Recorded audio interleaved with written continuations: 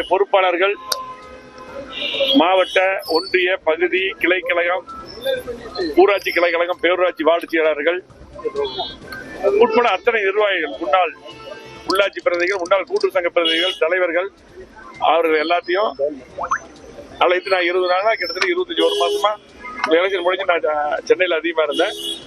ஆகவே நன்றி சொல்லி முடிச்சு போயிட்டோம்.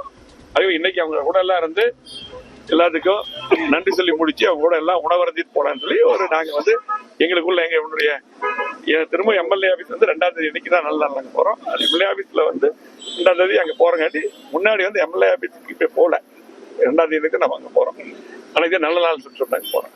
அதனால முன்னாடி நாங்க எல்லாரும் சந்திக்கிறதுக்காக வந்திருக்காரு.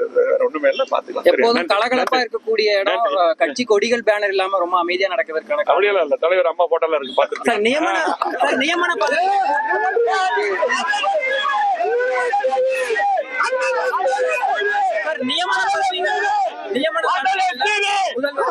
நண்பர்களுக்கும் திரைத்துறை சார்ந்தவர்களுக்கு மட்டுமே கொடுத்துட்டு இருக்காங்க ஒரு குற்றச்சாட்டு.